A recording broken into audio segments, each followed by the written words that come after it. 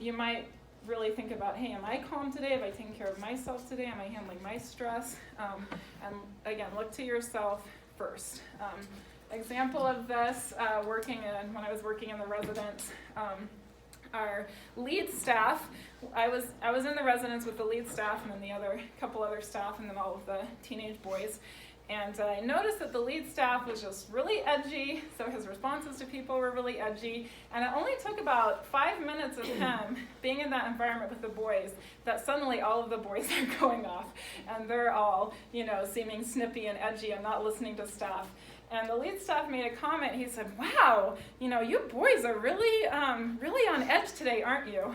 And I made a comment and said, it kind of seems, or, something like and just in a kind way, like, a few minutes later, like, I kind of noticed that you seem edgy today. And because we had worked together so long, he immediately then became aware that he was actually the reason that everybody was getting triggered because, again, being lead staff, he was really setting that whole environment. So this is a real thing that happens that we can measure that our limbic systems are in resonance with each other. Mirror neurons are an important part of learning and communication. So now we can measure that neurons in the brain change with what we see, and particularly with children. It's a very powerful response that whatever children watch starts to make an imprint on their brain, that their neurons start to do what they watch. You see this a lot, kids that watch a lot of action movies and things like that, very impactful for little boys where we see them starting to act that out. But where we have to keep this in mind is that our actions are actually much more powerful than our words. So, if we're telling children to use compassion, but we're not using compassion towards them, that's going to be much more powerful than what we're saying. So how we react to other kids is teaching kids how to react with each other. Does that make sense? We do see that brain growth is stimulated through the attachment process. So kids that have a damaged attachment or have been neglected will have much smaller limbic systems. They'll have a much smaller hypothalamus, which is really intricately involved in self-regulation. So basically a lot of areas of their brains are going to be shrunken. If we want to see those areas start to grow again, we have to get them back in that attachment process and get them reconnected. So I think of it like connection builds connection. So if we're all connected in our classrooms, I'm connected to myself, I'm connected to the kids. Now the children's brains are being connected because they're still building those connections. And if we have all these connections where the frontal lobe is connected to the limbic system, is connected to the brain system, now they can respond like people instead of responding like wild animals. Children who have been in unsafe environments will often operate in the lower brain without input from the frontal lobe. So kids who have been traumatized, abused, actually neglect is the strongest impact on brain development, even worse so than trauma. Again, they're going to be operating from those lower modes of behavior, and they're not really thinking. What do you suggest when they're in that moment of how to help pull them out of it? Yeah, so going back to that idea of connection builds connection.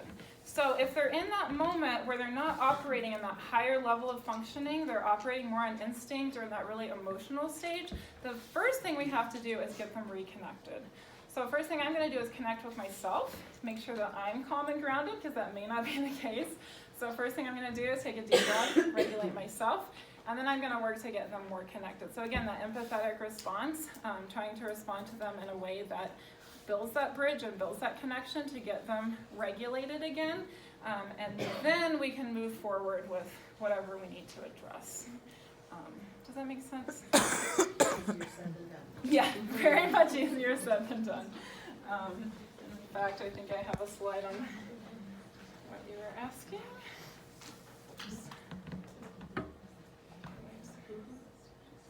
Okay, so this is, I'm not going to show this because I'm trying to catch up on my time, but you can watch this on YouTube. This is a little hand model of the brain. So basically he explains that this area of your hand represents the brain stem, and then this represents the limbic system, and this represents the frontal cortex. Ideally, we want these all operated at a connected state. If we sort of neglect our own needs or we neglect the child's needs, they start to lose this connection, and they'll suddenly do what he calls, it can happen to grown-ups too, he calls it flipping your lid. So we're not really attending to the needs of either ourselves or the child, and then something can very quickly cause us to flip our lid where we've lost that connection and we're operating just in this area. Does that make sense? So he talks about it not only in relationship to kids, but also in relationship to ourselves, because who here has ever experienced that feeling of flipping your lid, right? So always starts with us first. But basically, we can help that process by making sure all of the needs are met. So first I'm taking care of my own needs, and then I'm taking care of that child's needs. And then here, in answer to your question, so again, when we're in that unregulated state, we want to regulate ourselves first, then regulate the child, reconnect the relationship, and then we can address whatever, if we need to address a consequence or a learning moment. So I don't want you guys to think that any of this means this responding empathetically. It doesn't mean that we don't set boundaries or limits, right? We still set the limit. So first we get the child regulated, and then we remind them of the limit. This is why we can't do this, or this is why we need to do this.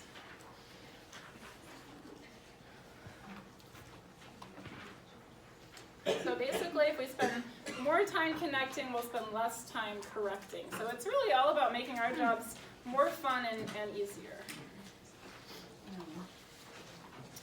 And then this slide, just showing the brain of a normal child versus a child with extreme neglect. So you can see how obvious it is that if we're thinking about things from a brain state, it's not going to do a lot of good to address this child from a standpoint of punishment and rewards. We really want to figure out how do we get this child's brain growing again and building those connections.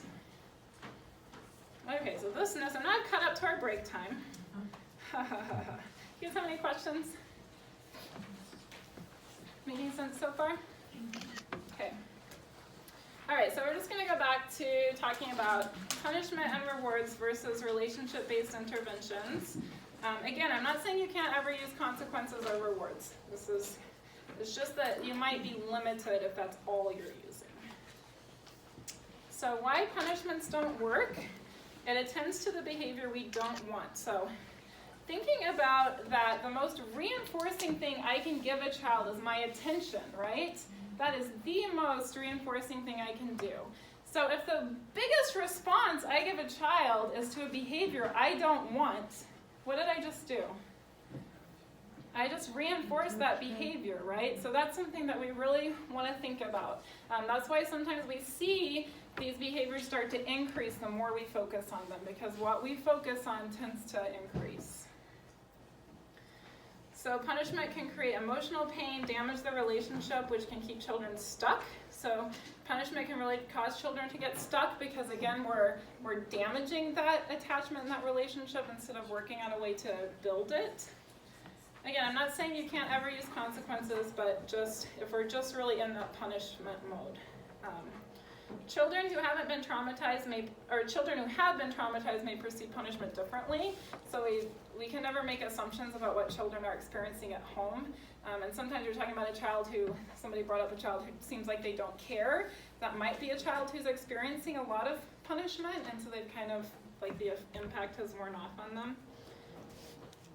Punishment does nothing to teach the child how to behave differently, therefore they'll likely behave that same way again. So if we're looking at behavior as a lack, so instead of looking at behaviors as good or bad, we recognize that a behavior is telling us a need of that child. Just punishing that isn't going to help that child go into the growth process because we're not really giving them what they need in order to learn and do something differently. So to take, let me use your child as an example real quick. You were talking about the child that seemed very possessive of things. What did you say about that child? Yeah, very competitive, but about resources, right? So if we look at it from a standpoint of need, what is it that child is really needing? What do they need to learn? If they're feeling like they have to have all the resources. They need to learn how to self-approve of themselves and not get approval outward competitively. Okay. If he's coloring a Santa picture and he's 4 and the 2-year-old's coloring and he's coloring in the lines, well, look, I'm coloring in the lines. I said, honey, so-and-so next to you's only 2. They haven't learned to color in the lines yet. I said, you're being a good example. Yeah. He says, well, is my picture good? Great, so he just told you the need that he has, didn't he? Yeah, but he would do it all day long. Right. Everything is a Yeah. competition, Yeah. everything is. So it's really that, am I okay? I'm okay, you're okay, Yeah. like, am I okay? So what does he need to learn? What is that child needing? Self-affirmation. Yeah, to know he's okay, confidence, self-worth.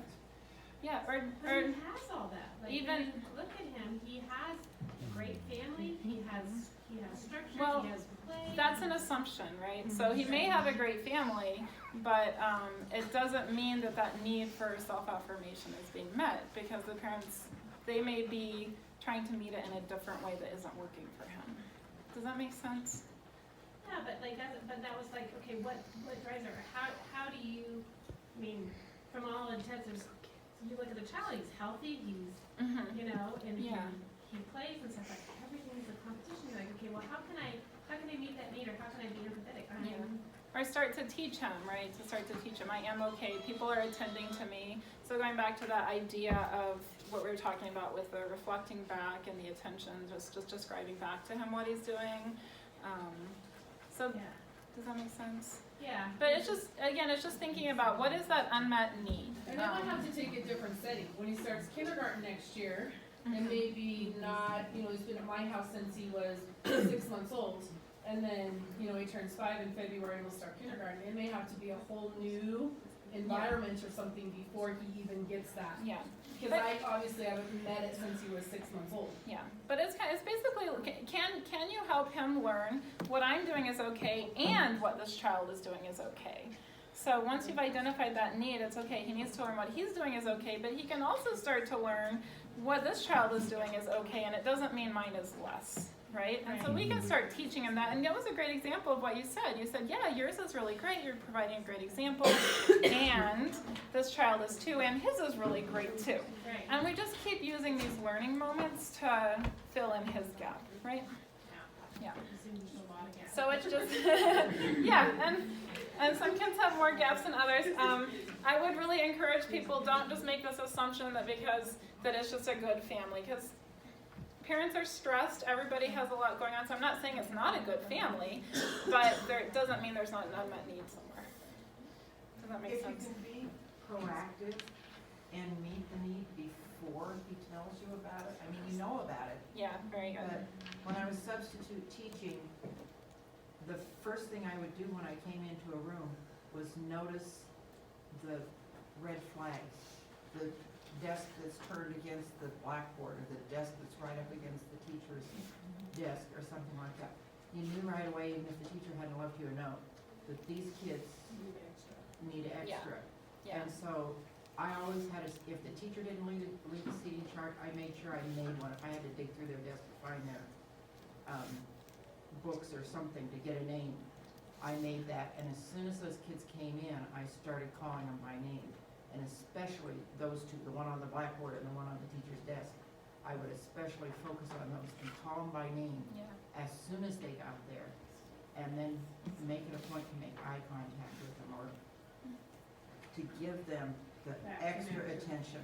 And I almost never had a problem with those Right. problem kids, Yeah. because I would not single them out, Yeah. but make it a point to connect with them. But you're having a reaction to them without them having to Yeah, they do something. didn't have to tell me they needed extra Yeah. attention, I gave it Sure. to them ahead of time. Sure. Yeah. And with, again, so going back to what we're talking about with describing things, and if you're able to just describe this child's picture, and then you can describe the other child's picture, and it doesn't have to be about them being good or bad. So again, so something that we tend to do is we always want to label something good or bad, whether it's good job or or it's a correction. Instead, we can just start to describe things, and kids can start to learn. It's just I like that idea. cool to get the Describe it, attention. Not label it good or bad. yeah. Okay, so back to the idea of punishment. Again, it doesn't do anything to teach them, so we're looking for ways to really build their skills so that we don't have to punish them. It can really create a downward spiral. So, for example, I worked with a young lady, 11-year-old girl in therapy one time. Her parents, she was having some trouble, maybe she was ADHD, And they didn't know how to handle it, so they just got into this punishment cycle, and it had gone to the point where she had lost every single thing in her room, including her bed. So she had lost every single object she owned. And at that point, the feeling of hopelessness was so great that where are you going to go from there, right? And not only was the girl feeling hopeless, like we talked about, but also the parents were feeling very hopeless. I mean, they were almost more distraught about it than the child was. So obviously we have to get in kind of a different mode when that kind of thing is going on. I don't know if I 100% agree that punishment does not teach anything, because I think if the punishment is the kid spills the water, and you say, okay, well, you need to go get the towel and clean it up, maybe you weren't paying attention. Yeah, but that's a consequence. It's not really. It's not a punishment. You're not like, I'm going to spank you because Right. you. Yeah, but I think of that as the punishment. The punishment is you made the mess, you get to clean it up. That's more. I would call that a consequence. Yeah. I call it punishment. Yeah, it's more of a natural consequence. Punishment is more something you're doing to hurt. Yeah, that's an example. Yeah. So it's just. Yeah, a punishment in my mind and how people usually think of it is something to hurt. It's like, I'm gonna hurt you because you did something I don't like. How do you do these things with a child who is constantly unsafe, hurting other children? I mean, other than, pointing it out and trying to help create Yeah. an empathetic environment. Yeah. But a child that you're constantly redirecting because they're hurting. Oh, you hurt so-and-so here, now I need you to go play here. You hurt so-and-so here. And it's just a continuum of that. Right. So again, it's that doesn't mean that you're not going to set boundaries, and we'll talk about that just a little bit more. You still have to set boundaries and limits. We never, ever want to try to function without boundaries or limits because that's not safe, right? But ideally, that sounds like a child that you're going to have to be very proactive about and trying to attend to some of the really positive things that child is doing. So trying to just really flip things around where instead of attending to the negative, you're really trying to put the investment into the positive and noticing those things. So just kind of making an effort and switching how you're seeing things. If things get unsafe, you definitely are going to have to set a limit or a boundary. But then again, trying to do it in more of a neutral way, like I notice this is going on over here, what's happening, trying to use those teaching moments as much as we can. I think you can go over here and Or be safe. remember in our classroom we can't hurt people. Remember in our classroom we don't want to hurt people, and breaking their things might hurt them. But is there a way we can play together in a positive way? Because it looks like you're having fun over here with these kids. Let's see if we can do it in a positive way. Does that make sense? So again, instead of punishing that child, it's never going to teach them how to have the positive interactions with kids. So just really looking for those teaching moments. Thank you everybody for bringing that up, because again, we're not saying that we don't have limits or boundaries. As kids get older, we can have consequences too, right? But we want them to make sense. And then just some misnomers about punishment that I feel are important. Even if you're not religious, this one comes up all the time: spare the rod, spoil the child, and people use this as a justification for spanking. Actually, this is not at all what this means. So if you think about the shepherd has the rod. The shepherd doesn't beat the sheep with the rod. What does the shepherd do with the rod? Guides them, protects them. Yeah, so the rod is a protection. The shepherd is both protecting the sheep, and then if the sheep start to steer off course, they can guide them on course with that rod, right? So, oops, you're about to fall into this ditch, and they have that rod to kind of pull them back onto course. So a friend pointed this out to me one time, and just a really powerful thing that stuck out for me because people use this in such an incorrect way. So I think it's a good thing to be aware of. And then discipline. Discipline is another one that we tend to use in a really negative way. Again, we think of discipline oftentimes as punishment. Discipline comes from the same root word as disciple. It implies patience and teaching on our part. It should not be done in anger. So discipline comes from disciple, which means to teach, not to punish. A disciple is a student, not a recipient of behavioral consequences. So just kind of changing the way we're looking at things. And then the actual definition: training expected to produce a specific pattern of behavior, especially training that produces moral or mental improvement. To train by instruction and practice, as in following rules or developing self-control. So we still want to teach children how to have discipline, but we're teaching them and guiding them. We're not beating them into it, right? Not that any of you guys are hitting children. It reminds me of pottery. When you're making pottery, if you smash your hands down, it's just going to look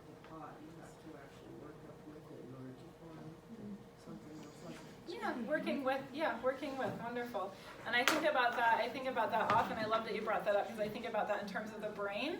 That that's really what we're doing is we are molding and forming the brain, right? Every interaction, we're molding that brain. And so if I think of it that way, I'm going to respond a lot differently. Okay, and then why rewards don't work, again, doesn't mean you can't use rewards. It's just recognizing that they're limited in their impact. So they can be very difficult to implement fairly. A lot of times you reward one child, it creates a bad feeling in another child. A lot of times we might miss the child's true capabilities or actual achievements because we've decided what we want to reward, but maybe what was really progress for this one child we completely missed out on. It can lead to manipulation or using others instead of forming true relationships. So if children are only working for rewards, they're not really learning the power of a relationship.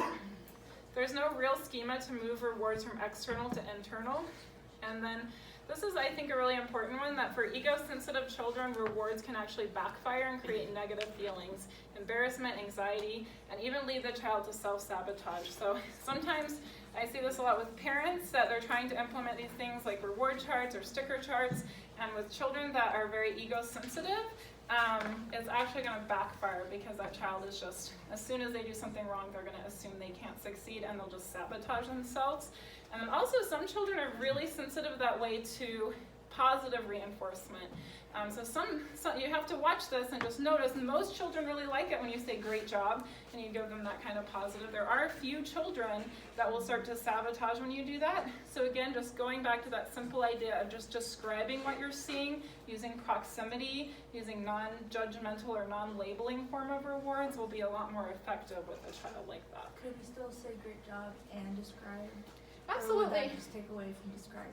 Yeah, no, you can definitely do both. I'm not saying don't ever say good job. If you guys ever watched me teach, you would see me say good job at least like 2 or 3 times an hour. So I'm not saying it's a bad thing to do. I'm just saying, like, think about how you can incorporate more of this descriptive and non-judgmental form of reward.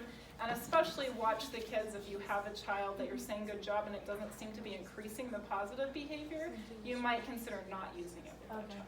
Does that make sense? It's only a few kids, but it is with some of them, so you just want to be aware of it. Okay, so what do we do instead? So these are reinforcement strategies. So be really mindful about your attention and proximity. Just being close to kids, being with them is a natural reward. So if you see a child doing something positive, get close to them. That's a natural reward for that child. Instead of doing a sticker chart, if you want to kind of keep that sticker chart idea, you can use that in circles to have short discussions with children about what they have been doing well, and everybody kind of gets a sticker for what was an achievement for them. You can use pictures, photography, have children take pictures of doing something good. If there's a certain skill you're trying to teach, you can make that the skill of the day, and kids get to take pictures of another kid doing it, and that really reinforces that behavior. You can, for older kids, this is probably like 4 on up, have children notice other children as a transition activity. So if you're focusing on a certain skill like sharing, and they've been doing free playtime, you can say, okay, the first person who can tell me someone who shared with them is going to line up first. Things like that to really get them focusing on that skill. Connect actions to consequences through specific feedback. So again, just talking about what you noticed, what you saw, relating it back to how they felt or what the result was with that. Talk about kids when they can hear you in a positive way. Again, this is so powerful. So if you have a child you're having some trouble with, that you're having some negative behavior with, when their parent comes to pick them up, make a point of saying something really awesome that child did. And every time that mom comes to pick them up, you have something really cool to say about that kid. You can also use it with your co-teacher or whoever's helping you. Hey, I just saw, such and such do the coolest thing, and describe it to them. It's really powerful if you do it and they don't know that you know they can hear you. That's when it's like the most powerful. So at nap time, when you know they're still awake, talking softly kind of close to them, something like that. We're not using it, again, we're not trying to manipulate, but we're just using it to really highlight their positive qualities. And that, again, that's going to be more powerful. Them hearing you say it to someone else is more powerful than saying it to them. Be sure you're investing in positive behaviors. So a few ways you can do this. You can make a sign. Again, in a positive way, you don't want to make that child think you're making fun of them, but you can use a sticker or a sign that just reminds you to notice that child throughout the day, and then every time someone sees that child, they're going to describe what that child is doing. Challenge yourself. You can use pennies. You put 5 pennies in your pocket, and every time you say something about that child or say something to that child about what they're doing, you move the penny to the other side, and the goal is to get them all moved over. So you can do things like that. You can describe your self-feelings when you see positive behaviors. So when you see something you like, just, speak up to the kids. Hey, I came over here because I saw that you guys were sharing and playing together and that felt so good to me. So talking about how you're feeling. And then I give you guys this sheet. It says, let's see, actually I think they didn't all get put together, but there's a couple of sheets using the power of noticing and then the power of reflection, and then one that says for redirection. I'm going to let you guys kind of read those, but it just reinforces some of the things I'm talking about how describing the things around you can be so reinforcing for children. So take this, read it, and see how you can start to incorporate this in your daily work with kids. Kind of challenge yourselves to use this sort of thing.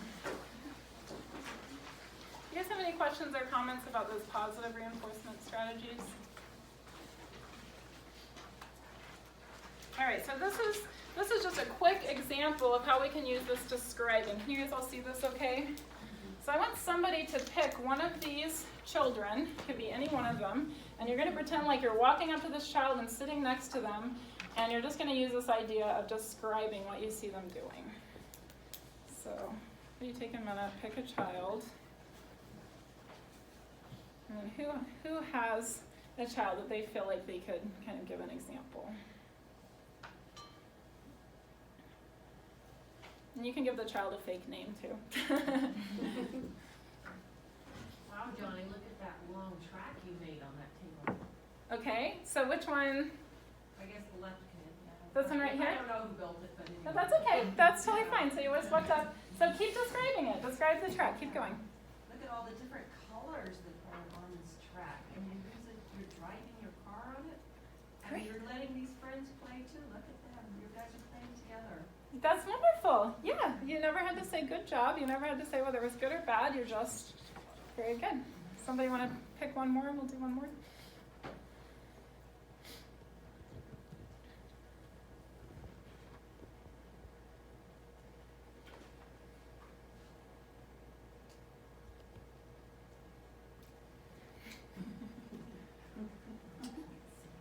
This is what you call late night.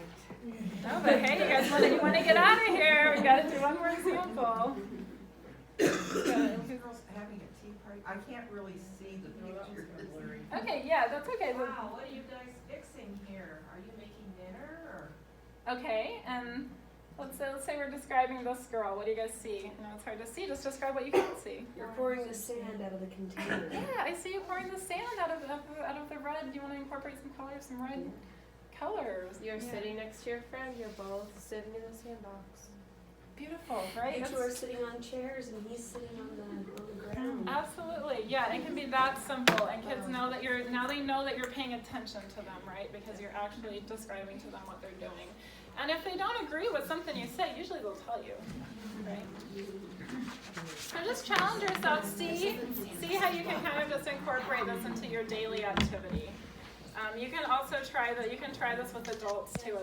It works great with all ages. Wow, Sheena, look at you filing. And by the way, everything I'm teaching you guys with younger kids will work in your relationships too. That's the really cool Wow, thing Dad, about this. look at you paying Morgan's Okay. payment on a car. So what about punishment? So Didn't work. So very close. class. That was a good one though, right? Let's get our listening ears.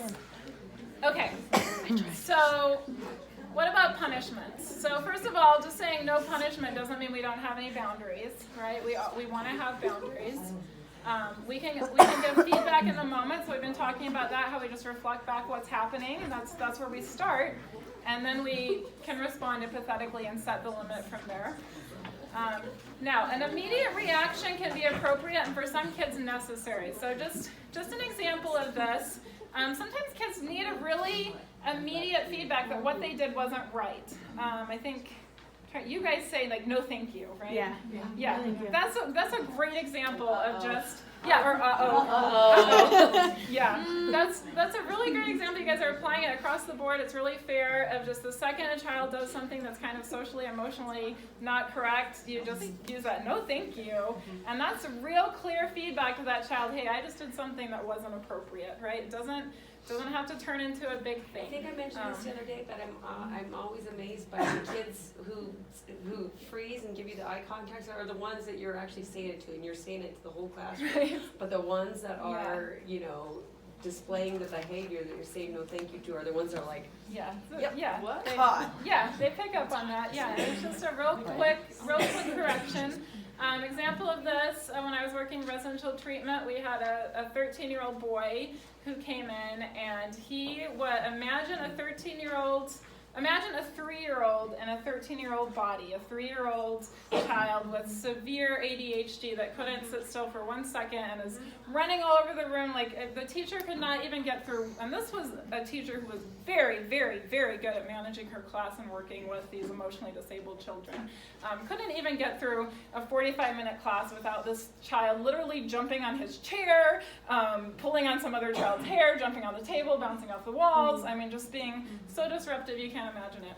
And I was kind of new and green at the time, and I thought it would be a really good idea to do kind of this big kind of chart for this kid, and we had like a red light, green light thing, so I thought we'll just give him like immediate feedback that his behavior isn't appropriate. And because we were such a great team, people were willing to implement my idea, and you guys already know that it didn't work. And so, about 3 or 4 days into trying this, the teacher came back to me and she said, I just really feel that this kid just needs really, really sudden, severe feedback that his behavior is not appropriate, and we just need to kind of treat him like you would maybe a dog or something, and just like no. And this is what you need to do. And she was very good at being very authoritarian when she needed to be. And so she just started giving this child immediate, I got to make up a name for this child, but Tom, sit down! Yeah, right? I'd like, So she just started responding the second she would see this child start to do his thing where he's jumping on his chair, and she would just give him that kind of immediate feedback, and within about a week this child was behaving appropriately. So some kids do just need really quick. And is that appropriate tone for that behavior for that child? For that child, Yeah. right? And again, this child was 13, so we wouldn't do the same thing with a 3-year-old is now is going to be like,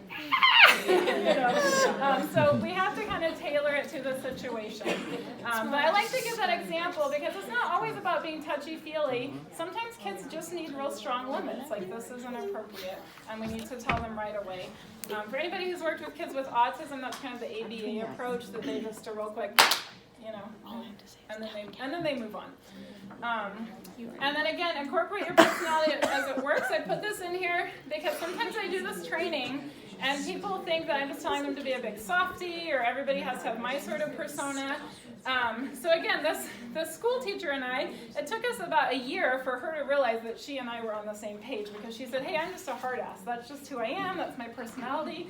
She was actually one of the best people I've ever worked with at using this kind of relationship-based approach, and she could get away with being a hard ass because she had that relationship with the kid. She was very balanced. She never was really angry. She knew kind of how to use it in order to keep the kids under control.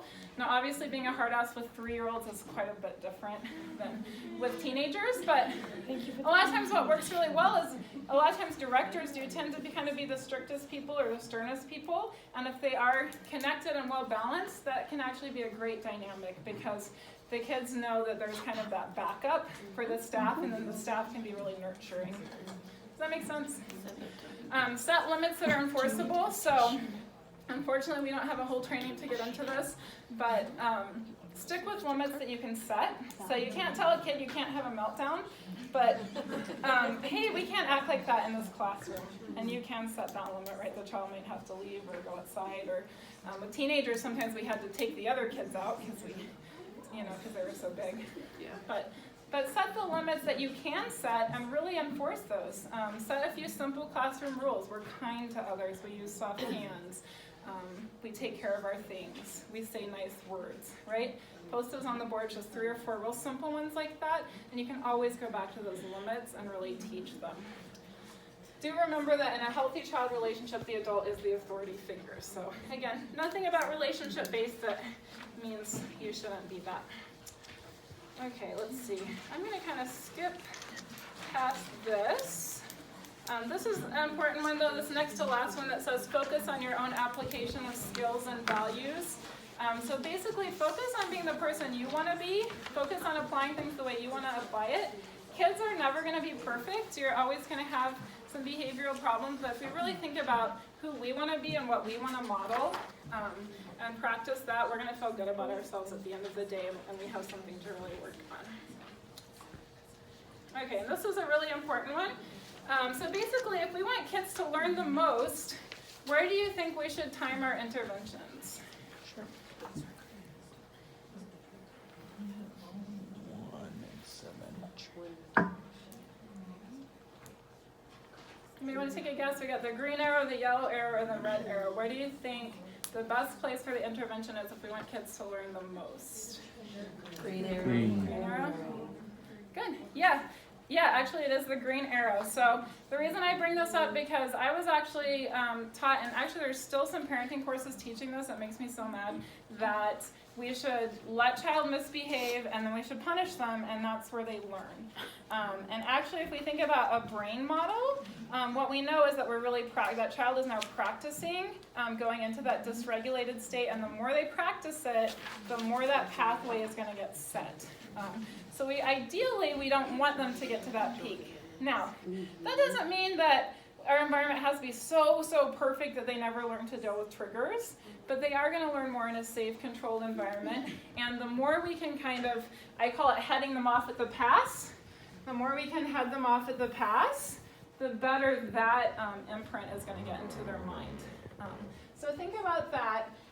That's why we kind of talk about that empathy. When you kind of see that first sign of them looking a little dysregulated or a little upset, that's really the best point to intervene if you can. Once they get up to that peak, all we can do is really work to bring them back down, and then we can go back into the learning process. But they don't learn anything when they're up there. So, okay, I think this is really important too. So the importance of self in the process. Basically, the first person we control is ourselves. Our feelings and behaviors are a source of constant feedback. So when I walk into a room like this one, or a classroom, or when I'm working with kids, or in a therapy session, I stay really present in my body. And I am always noticing, what does my stomach feel like? What does my heart feel like? Because that's giving me a lot of feedback about what's going on around me. Noticing and describing how we feel will help the child. We talked about that. Basically, I'm in charge of my part of the relationship. I can never control that child. But I'm in charge of my part of the relationship and how I handle that. So my behavior doesn't degrade with the child's behavior, nor do my values change. And that's a hard one, because when we get into that flip the lid state, we might act like a person we don't even recognize, right? We always have a chance to come back and correct that. It's okay to go back to that child and say, wow, I really got out of control there, didn't I? I'm really sorry. I wish I'd handled that better. If I'm not enjoying my part of the relationship, the child probably isn't either. So that's really something to look at when you do get a kid that's just constantly the one that's always getting the negative attention. How can I start enjoying my relationship with this child? Again, the child will change as part of this process. We don't always have to focus on changing the child. This is really important. Whatever you choose to do, you must trust yourself. So we go through this whole training. You want to go back and try to implement some of these things. If there are things that don't seem to fit very well for you, they might not be the right things, right? When I work with you guys, when I go into your centers and work with you, it's never about doing what I think you should do or what I want you to do. Because everybody is different, and what works for every center is going to be different. What works for every family is going to be different. The most important thing is that I'm confident in what I'm doing, and I trust myself and feel good about it. Does that make sense?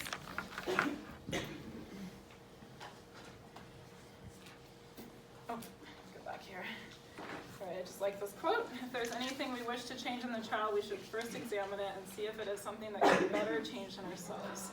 So again, sometimes we're trying to teach things to children, but we're not modeling those same things. All right, let's see. Let's skip through these things. These are just some resources that I highly recommend. Conscious Discipline. If I had written a book, I wish it could have been this one.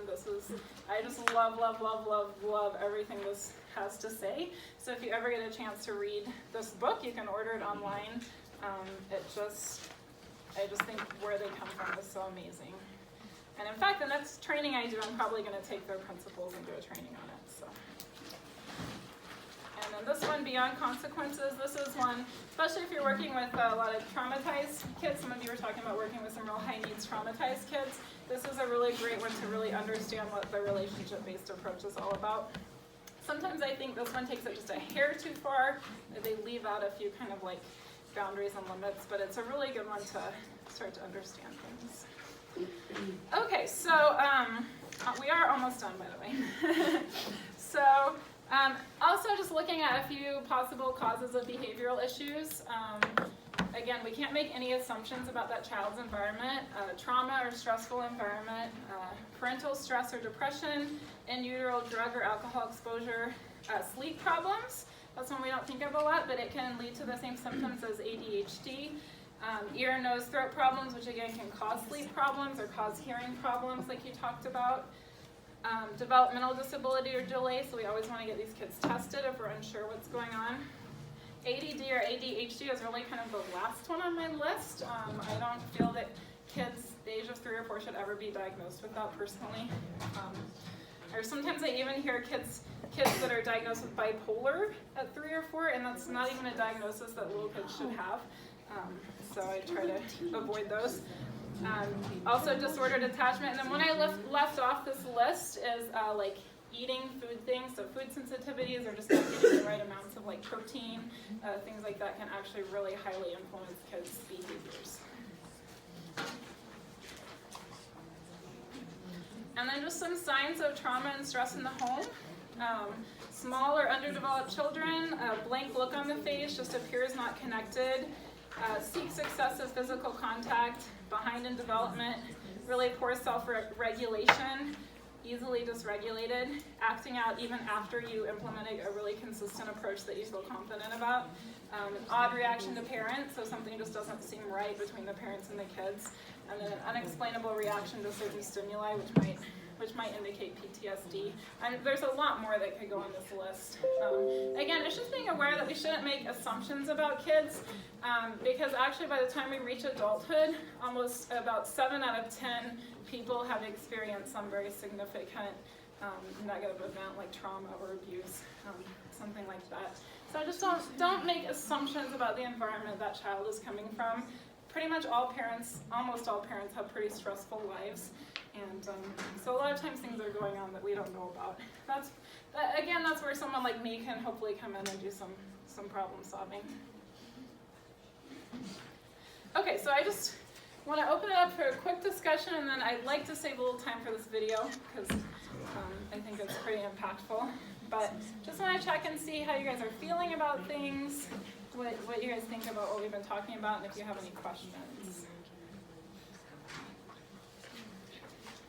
What do you guys think? Ready to go home? Is anybody using a relationship-based approach in their center already? What do you guys think? Yeah. I would say everybody is. There's a phrase that nobody cares how much you know until they know how much you care. And of course, that really directs to children. They're not going to care what you're trying to teach them if they don't know that you care about them. Yeah. I have a little boy that has a lot of times, he's adopted and he had trauma before. And one day when he was having a meltdown, I said to him, I love you. And he said, you're just saying that to make me feel better. I said, you're right, I want you to feel better, but I love you. I was like, that's awesome. Yeah, so just that genuineness, just being genuine with kids. I don't know why we feel like we can't. It's just to be genuine and present with kids. Well, I think all through college and even later, we were told you have to keep a professional distance. Oh, wow. You keep a professional distance from us. Wow. Well, thank you for bringing that up, yeah. Wow, yeah, I didn't realize people were being taught that. Oh, I've always been taught that in Yeah.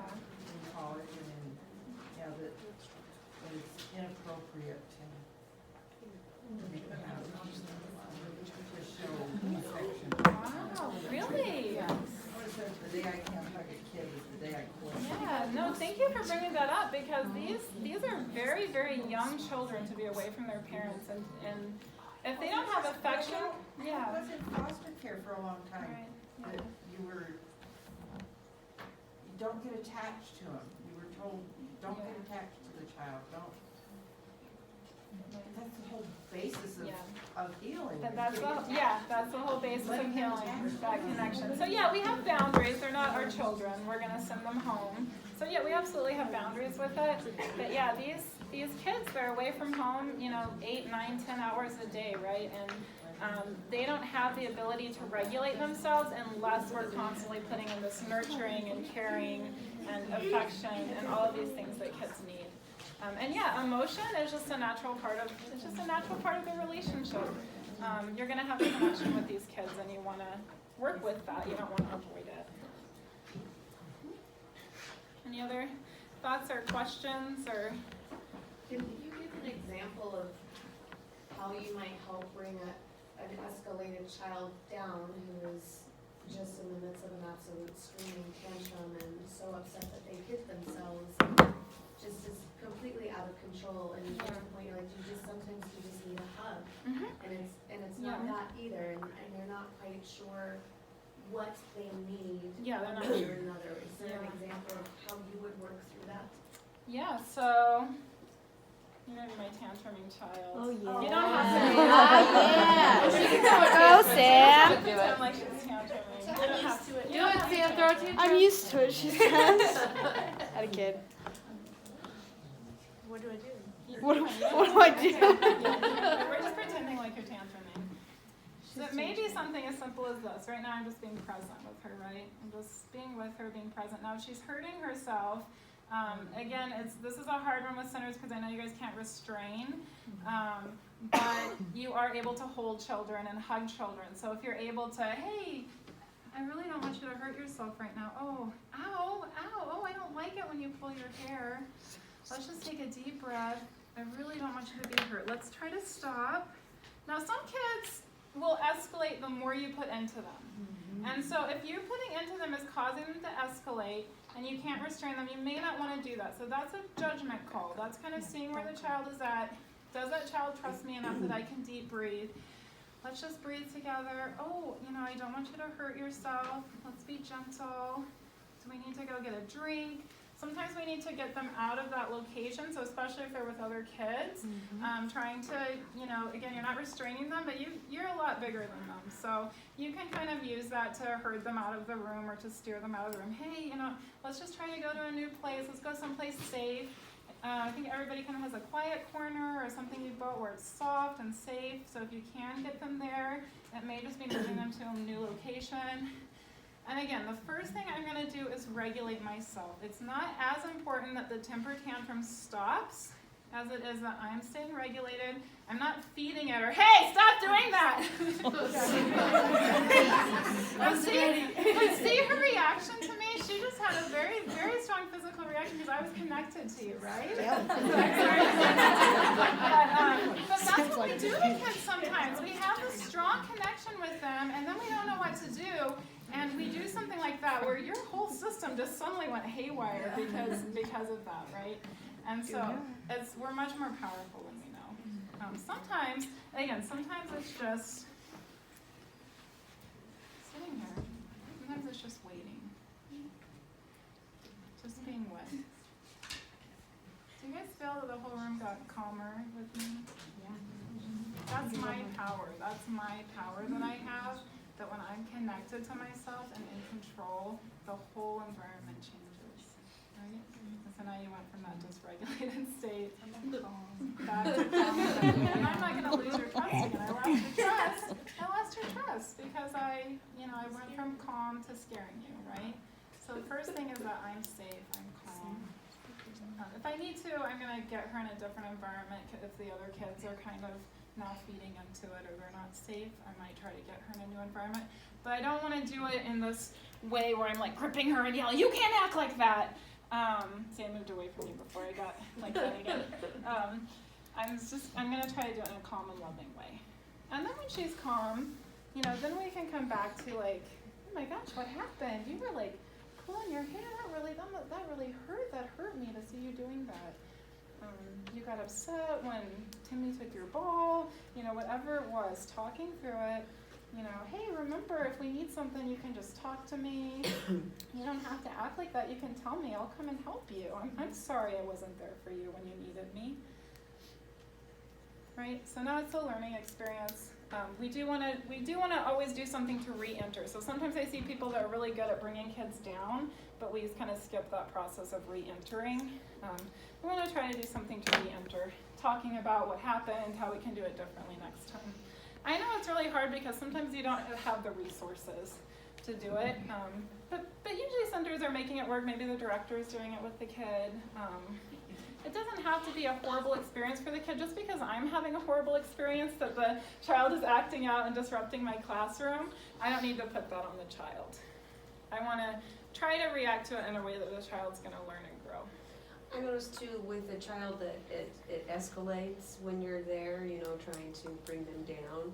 So sometimes walking away, but letting them know verbally that you're available. Yeah. Hey, Yeah. I'm gonna go over here. Very good. I'm available if you need a hug Yeah. afterwards, Really and good. we can talk. And Good. sometimes, you know, you get busy doing something, and Good. you'll just notice they're right there Yeah, and they're ready. and that's a great example of a follow-up because again, if I've never prompted her, I don't know what to do now. I haven't prompted her. You're prompting her, you're saying, hey, if you need me, I'm over here. When you're ready to talk, we'll sit together and we'll figure this out. So you're kind of finishing that circle so she knows what to do. And I think counting down, like maybe from 10, and like your calm, soft, soothing voice, like I've found that works wonders, even just counting slowly down from 10. And then by the time sometimes when you get to, 2 or 3, they're starting to come down and starting to self-regulate. So just giving them that Yeah. time frame of, we're calming down, we're counting down from 10, and we're done, we're gonna be all done. Sometimes that really Yeah. can help. Good, good. And then again, another part of the reconnection might be when she's in a better state and there's maybe not too many kids around, I might talk with my co-teacher like, hey, that was really upsetting to see such and such hurt herself. I wonder what we can do to kind of help her learn that she doesn't have to act that way to get our attention, and talking about it a little bit where she can hear you in a positive way. So. And kids aren't gonna always remember what you say, but they're gonna always remember how you made them feel. Really good. Yeah. Because she may not know why she's going into that brain state. Now she's in a brain state. And you just kind of have to get her out of it and try to teach her how not to go there in the first place. It's not going to happen with one time. So sometimes I teach people this and they're going, oh, it's not working. Well, it's not going to work with just 1 or 2 times. This might be a 3-month period. So again, that goes back to trusting yourself, really trusting what you're doing and knowing that you will see progress with it. If you're not seeing progress, that might be another time to pull in the family and figure out, is she getting reinforced for this at home? Make sure everybody's working on the same page. Yeah, great questions, you guys. Okay, let's watch this, and then you will have your 3 hours in. Woo!